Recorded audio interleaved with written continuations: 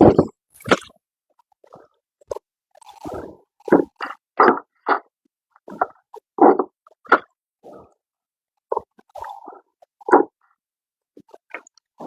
the sound going.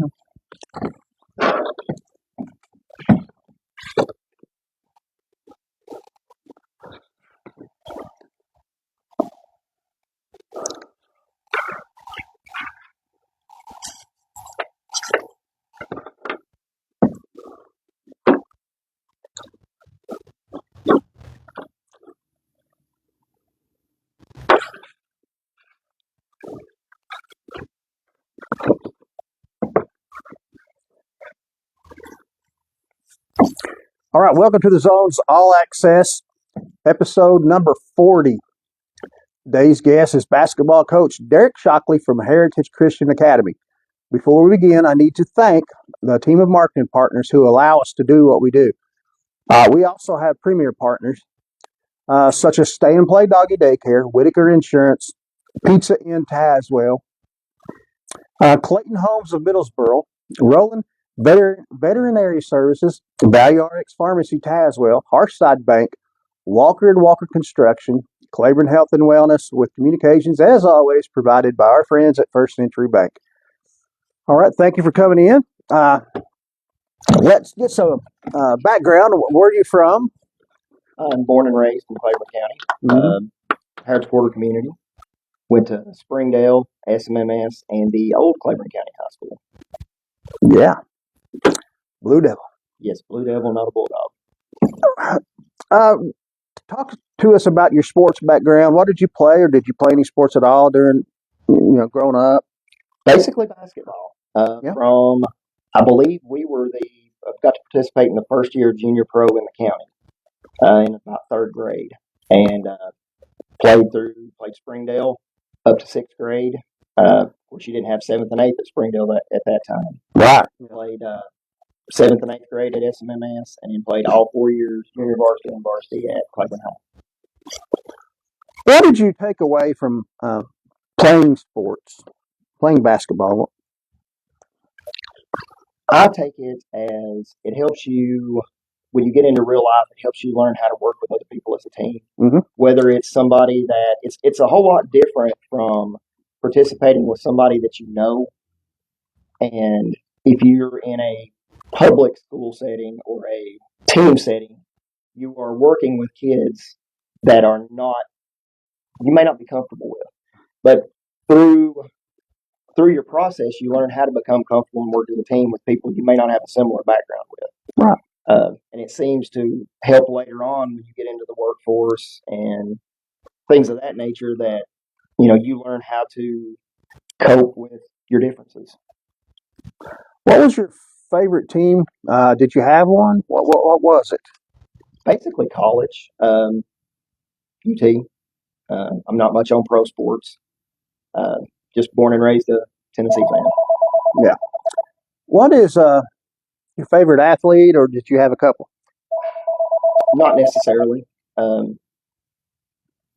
Have numerous athletes that I respect in different sports. I look at things basically in a generation.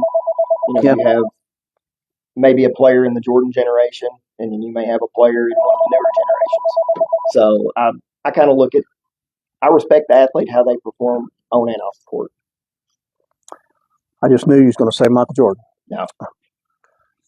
I respect him, though, I will say that.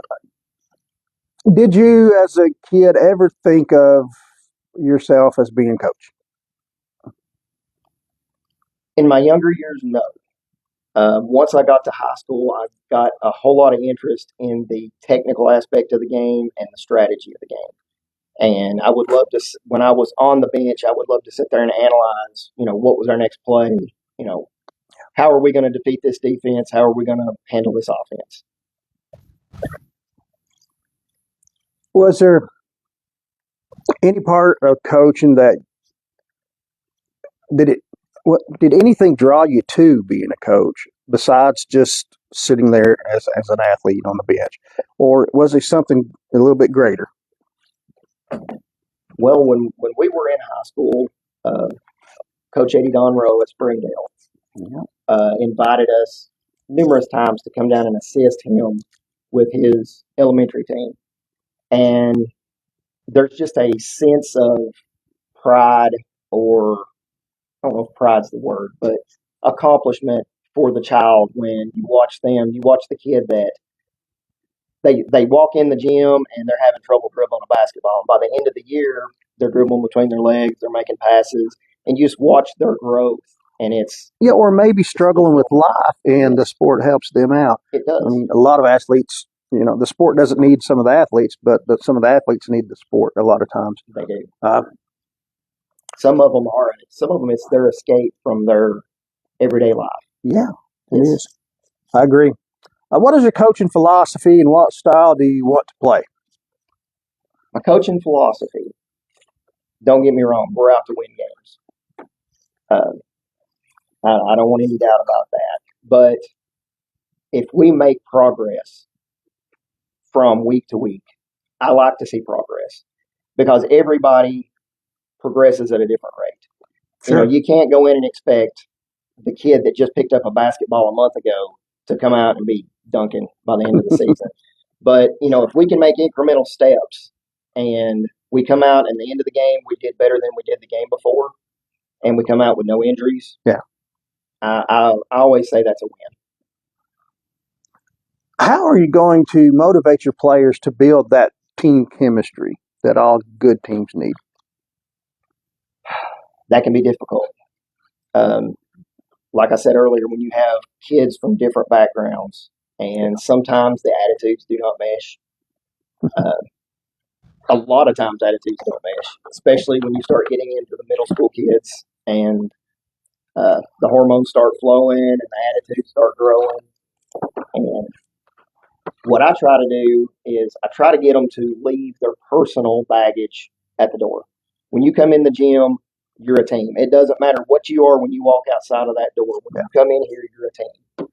And I try to stress that to everyone because we win as a team, we lose as a team.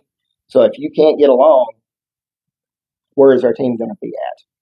So How do you, as a coach, go about somebody that's underperforming and they could do so much better? And how do you get them to realize without cracking the whip, we'll say, or I mean, some players might need to be, you know, done that way to improve them, but just an average kid, how do you approach making him better? I try to look at each kid individually. Like you said, some kids respond well to cracking the whip. Some of them want you to. I've actually had kids come to me and be like, "You're not hard enough on me," and it's like, "All right, we can be harder." Mhm. And you've got the kid that takes that and uses it, and then you've got the one that needs the constructive criticism.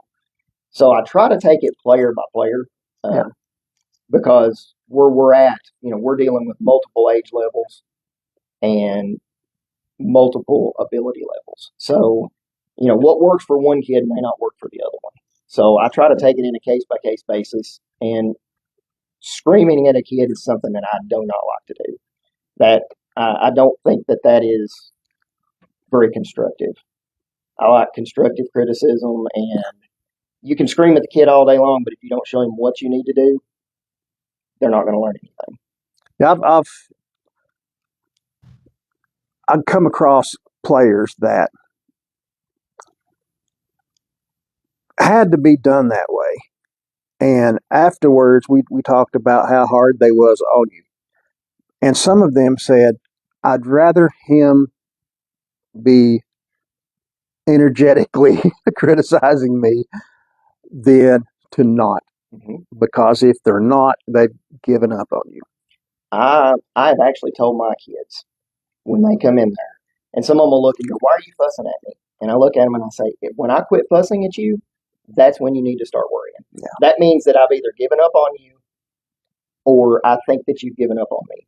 So as long as I'm criticizing you, take that as a win. Take that as a good thing." Yeah.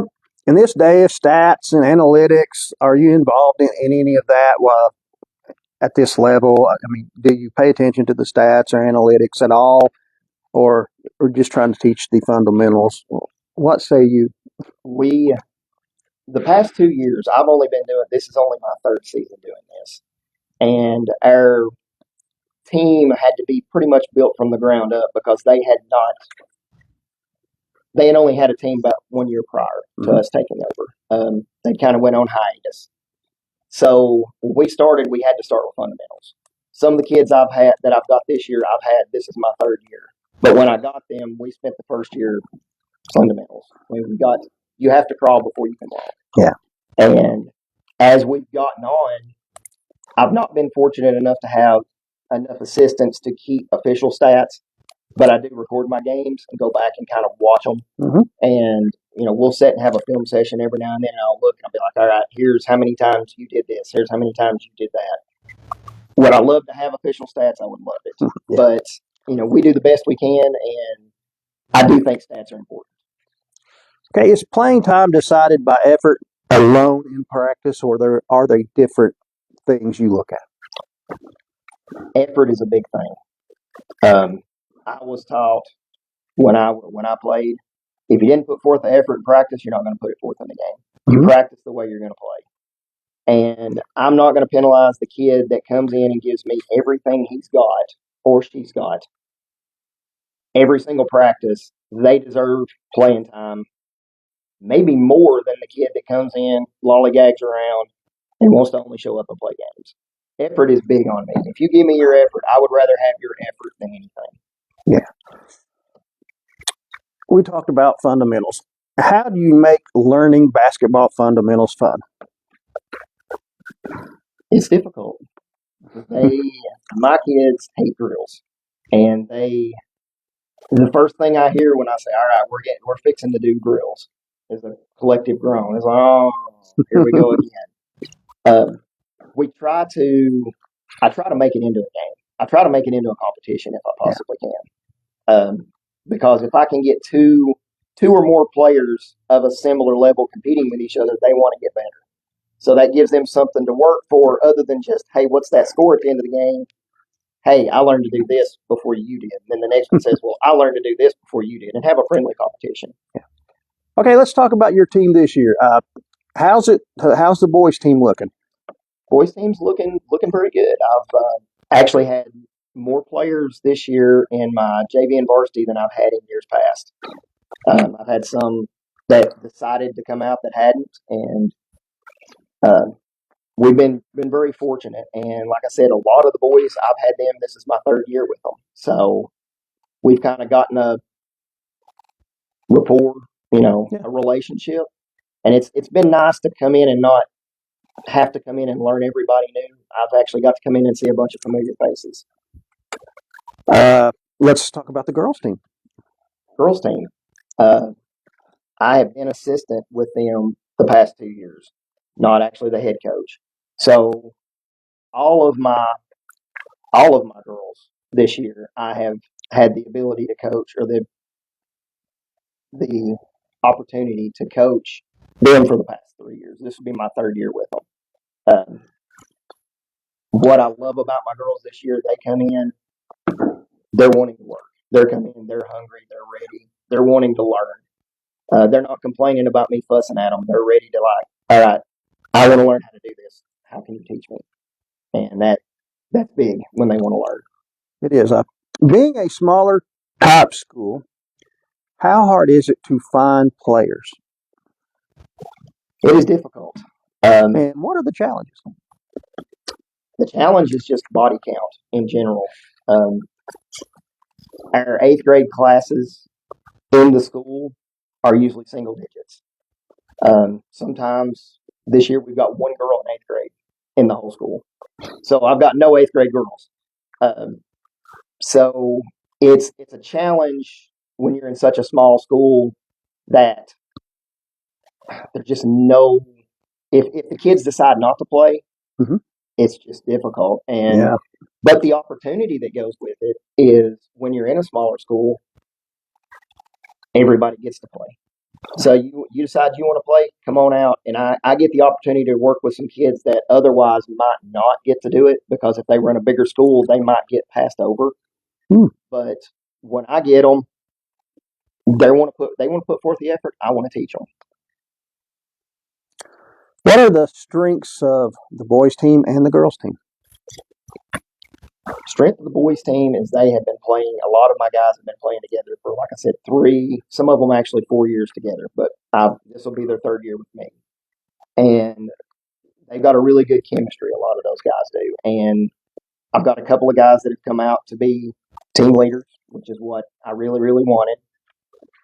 And I actually have an elementary team also, and I like their 2nd, 3rd, and 4th graders. And I like how I can ask my big guys to come in, my varsity and JV, and I can have them run them through stretches, and they'll go through, and they don't talk down to them. They treat them as equals. So, I mean, it's a lot of respect. What would you say the weakness of either team would be? Weakness is numbers. We run with a real short bench, and my girls team is 8 girls. So if we get into foul trouble, our bench gets really short. Boys, similar situation. We've actually gotten some size this year when my boys have decided to grow a little bit. So, but still, my bench players are still kind of little. So size is a big problem. Okay, let's talk about the schedule you have. Is it a smaller schedule than most, or is it about the same size? And talk about the competition you'll face. I was fortunate to get 21 games this year with numerous teams. Yeah. Some of them are in Kentucky, some of them are in Virginia. We weren't eligible for TMSAA this year. I didn't have enough eligible players for us to even be part of the district this year. So we kind of had to go out on my own and find games. But I found schools that are similarly sized to us. Yeah. We have 145 kids enrolled in our school. So I was fortunate to find some other schools that were in the same situation that we were, and that's good. We worked together, and we've all got us a pretty good schedule. So, I'll name some of the teams you're going to play. We play Gateway Christian Academy in Middlesboro. We were going to play Campbell County Christian Academy in La Follette, White Oak out of La Follette, Bell County Elementary, J. Frank White Academy. We've got one game with Midway in the county. We've got a couple of games with Forge Ridge. And we play Clinch School out of Hawkins County. All right, what's expected of your players, and how do you handle a player's performance off the court, like grades and stuff? What's expected of your players? First off, at the beginning of the year, we've created a code of conduct. And it lays out, I give it to every player and every parent. I have every player and parent read it and sign it. Mm-hmm. It lays out what's expected of their kids and of the parents on the court, off the court, in the school, and in public. Because I tell my kids that you represent your school on the court. Yes. You're also representing your school in the community. So I don't want to hear Jimmy Joe over here was out fighting, Saturday night. Mm-hmm. That don't fly. And there's a list of punishments, possible punishments for up front. Yeah, they know. We give them up front that you do this. These are your possible punishments. We get progress reports. You were talking grades. We get progress reports every 3 weeks. Well, you get your progress report and then your grade card. Yesterday was our progress report day, and I went through, and every single kid voluntarily gave me their progress report, which that's a good thing. If they're trying to hide it, they're trying to hide something. Oh yes. And but they do know, and I have in the past had to suspend a kid for grades. I mean, if you drop the grades, school comes first, basketball comes second. Yeah. Do you have any program needs that the community could step in and help with? I know every team has needs. Fundraising, of course, I know everybody asks that. we do most of our fundraising through selling banners in our gym. We have a lot of opportunities for that if anybody's interested. We do some other fundraisers in the county. I've got a parent that's trying to run our booster club for us, so she's more in tune to what we're going to do. The biggest thing that I need, that I would like from the community, is just for them to come out and support the kids. Just come out and watch some games. We have fun. It's a clean environment. We keep it clean, family friendly. Just come out and watch them and have a good time. You mentioned the banners. Who can they contact about them, and just to give us a rough estimate of how much a banner will cost? Yes. You can contact the school. Maggie in the front office has all the information for the banners. Mm-hmm. They're actually signs, not banners. And we go from a 3x4, I think, is our small sign. And we go all the way up to a 4x8. We do a one-time, your initial first year is a little higher to buy the sign. Yeah. And then the renewals are less. The small sign, I don't have it in front of me. I think up front is like $250 or $350, and then the renewal is like $150 or $250. Up to the larger sign, the biggest sign is $600 for the first year, and then $500 after. But our top two tiers, we also give you complimentary season passes with them. So if you buy the big banner, you get 4 complimentary season passes. The next step down, you get 2 complimentary season passes with your purchase. Okay, we're going to give you kind of the last word. If you want to talk to the fans of the team, the players and parents, what do you want to say about these teams to them? What I would love to say is I've had 2 weeks of practice with these kids so far, and I love every single one of them, from the littlest second grader all the way up to my 8th graders. They're putting in a lot of hard work. I would just ask the community and the parents to come out and support them when we have games. I'd love to pack that gym. I mean, the kids love when they come out and they see a full gym. Don't get me wrong, they get nervous, but they also love it too. When they can come out and they see grandma, grandpa, mom, and dad, the pastor from their church, any of them showing up, that's a big win for them, is to have somebody just to come watch them. Yeah. All right. Thanks for coming in today. Best of luck, Derek, and to the Eagles there. I wish you well. Have a good season. Keep the injuries down, of course. But thanks again. Thank you for having me on.